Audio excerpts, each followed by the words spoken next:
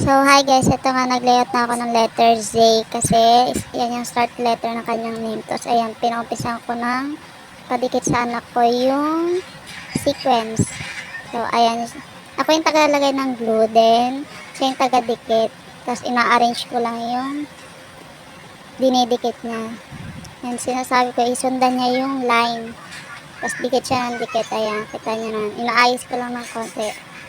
Kasi, may mga nahihiwalay. Tapos yan, lagay ulit tayo ng glue. Tapos siya dikit-dikit. Yan. And maganda sa kanya is nasusundan niya naman guys kung ano yung sinasabi ko. Yan, ang sipag maglagay, no? Yan.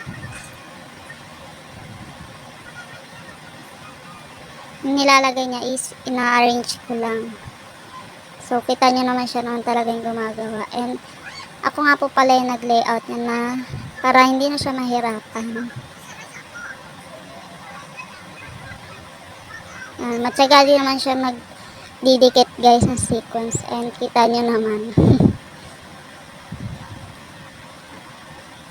Nakakatuwa lang kasi parang nagbabanding na din kami.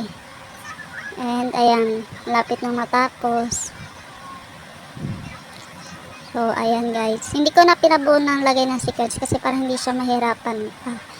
And kita naman yung paglagay niya is malinis naman pati. So ayan nga, nilagay ko naman konting design. Kasi ayan yung pangalan niya. Thank you for watching. Ayan. Thank you po.